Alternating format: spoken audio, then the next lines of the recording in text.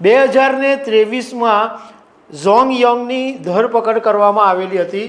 એનું કારણ એવું છે કે ઝોંગ પર એવો આરોપ છે કે એણે એની ઓફિસના 58 પુરુષો જુનિયર્સ સાથે શારીરિક સંબંધ બાંધેલા। નમસ્કાર દર્શક મિત્રો, ચીનમાં એક બ્યુટીફુલ ગવર્નર તરીકે જાણીતી મહિલાને 13 વર્ષની કેદની સજા સંભળાવવામાં આવી છે। હવે એને જે સજા સંભળાવવામાં આવી છે એનું કારણ જાણીને તમે ચોંકી જશો। એવું જબરજસ્ત કારણ છે કે કોઈ મહિલા આવું પણ કરી શકે। તો આના વિશે હું તમારી સાથે વાત કરીશ। મારું નામ રાજેશ શાહ છે અને તમે જોઈ રહ્યા છો ખબર છે.com। ચીનની એક ન્યૂઝ એજન્સી છે ચાઇના મોર્નિંગ પોસ્ટ, એના એક અહેવાલની અંદર જણાવવામાં આવ્યું છે કે ગવર્નર ઝોંગ યાંગ જે 52 વર્ષની છે એને 13 વર્ષની સજા અને 1.1 કરોડ રૂપિયાનો દંડ ફટકારવામાં આવ્યો છે અને કોર્ટની અંદર આ ઝોંગ યાંગ છે એ દોષી સાબિત થઈ છે। હવે આ ઝોંગ છે એ કિયાનાન ગુઈકોઝના ગવર્નર અને ડેપ્યુટી સેક્રેટરી તરીકે કામ કરી ચૂક્યા છે અને એણે ચીનની કોમ્યુનિસ્ટ પાર્ટી સાથે ઝોંગ જોડાયેલી હતી। ઝોંગ 22 વર્ષની ઉંમરથી જ રાજકારણમાં આવી ગયેલી અને એણે કોમ્યુનિસ્ટ પાર્ટી સાથે કામ કર્યું અને આ ગવર્નરનું પદ સંભાળેલું હતું। 2023માં ઝોંગ યંગની ધરપકડ કરવામાં આવેલી હતી।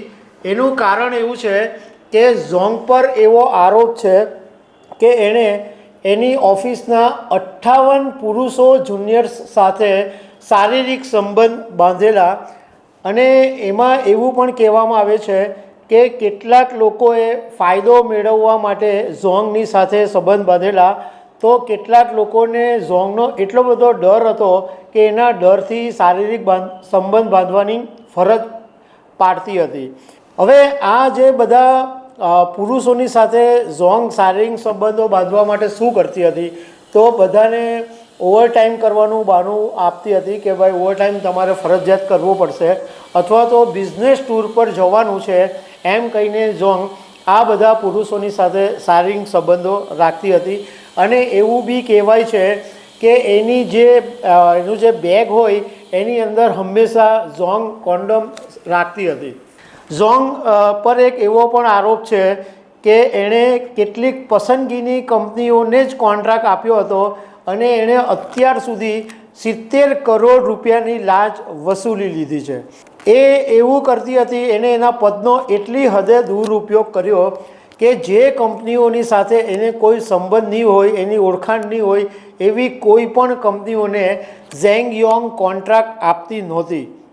એટલે આ બધી બાબતો હતી એ ધ્યાન પર આવી અને પાર્ટીએ એને કાઢી મૂકેલી અને અત્યારે જે 2023માં ધરપકડ થયા પછી હમણાં જ્યારે કેસ ચાલ્યો ત્યારે ઝેંગ યોંગ દોષી સાબિત થઈ અને એને 13 વર્ષની જેલની સજા ફરવામાં આવી છે। તો દર્શક મિત્રો, આવી અનેક વાતો સાથે અમે તમને મળતા રહીશું। Thank you very much.